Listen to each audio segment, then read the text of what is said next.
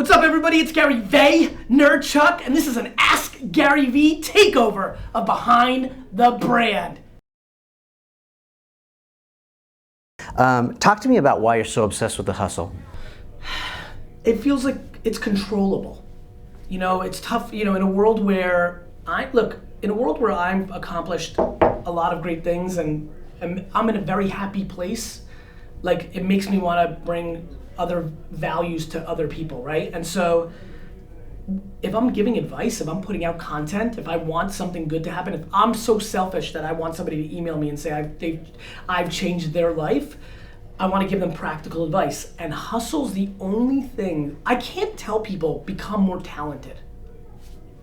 Like, you're not, hey, become smart. Like smarter was good. That was good advice. But that's not good advice anymore because information's at our hand. Like, memorizing information is not good advice anymore. Right. Like, what do you want to know? Here it is. Yeah, it's at our fingertips. Right? So that's not good. What is controllable? Work 3 hours more a day. Now work 3 hours more a day if you're sitting at home and complaining. If you're not happy with your life, if you're pumped, if you make $1 million a year or $50,000 a year, if you see your kids every day, if you never see your kids, if you go to tons of ball games, if you've never watched sports, however you roll, if you're pumped, if you're watching right now and you're pumped, God, mazel tov, I'm so happy. Yeah, leave it as is. Yay! Yeah. If you sit at home right now and you're watching this on a small screen on your laptop and you're not pumped, the one thing that I know everybody can do is watch a little less of House of Cards, is go to the bar a couple less times with their buddies, it's play a couple less games on your, don't play fucking Candy Crush. I don't know if I'm allowed to curse in the behind, but that is why I'm obsessed with hustle, because it's the one variable that everybody can control that can change the outcome of their lives. So you talk about learning from losing. You talk about this thing, people watch this show, they're in startup mode, they're entrepreneurs, or they're just trying to make it happen, they're trying to win. But you talk about learning to love losing. Yes. Can you break that down a little bit?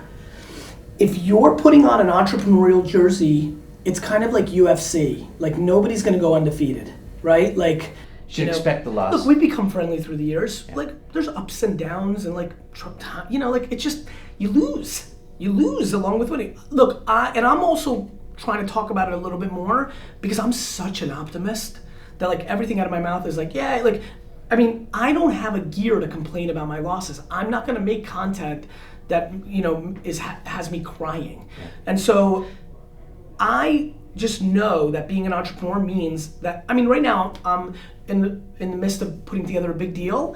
In the not executing it properly in the last 12 months, I've lost $1 million. Now, listen, I've done well, but that's not easy for me. I'm not Beyonce yet, and so, So you're talking about it because you want to get people ready I'm talking about it because I'm feeling a bigger responsibility because more people are paying attention. Okay. And I want to make sure that people see the whole picture. It's why I'm focused on Snapchat. It's why I'm doing Daily V at scale now. Yeah. I'm showing people, my hustle is different than your hustle. I don't have 20 minutes. There is no 10 minutes today that I'm going to watch a funny YouTube video that my buddy sent me. Yeah. That doesn't exist. And so I also want to talk about losing. Losing's part of the equation. Every entrepreneur loses. Now, for me, I like micro losses. Thank God that losing that kind of money is now a micro loss. I'm not out of business. Yeah. So I'm taking micro losses to make sure I don't have a macro loss. There are people in my sphere that interact with me on social that I'm 100% sure will never win. I'm being dead serious. And It's a tough thing to say, and I don't like to say what I just said, but they will perpetually lose in their 20s, 30s, 40s, 50s, 60s, 70s, 80s, 90s, and then die. Yeah. I fully believe that. Is that lack of talent? It's a lack of self-awareness. Okay. It's not lack of talent. We all have talents. We all have 2 or 3 things, 4 things that we're better at than the other things we're good at. Now, your best thing that you're best at, you might actually just be average in the whole world at.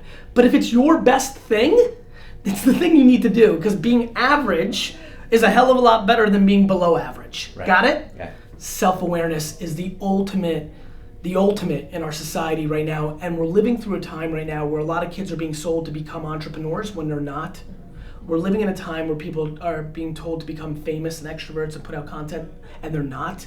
And as somebody who's living that life, I want people to understand, look, you have to be built for it. In the same way that I wasn't built to be a scholar, and even though I grew up in the 80s and 90s when being a good student was the game, I fought against it because I was self-aware. Now we have the reverse. There's so many great students that can go and become amazing consultants, make $500,000 a year, have a beach house, marry attractive people, and have a great life, but they're gonna go and become startup founders and spend 6 years failing, going into depression, not winning. It's a real thing. Yeah. Self-awareness.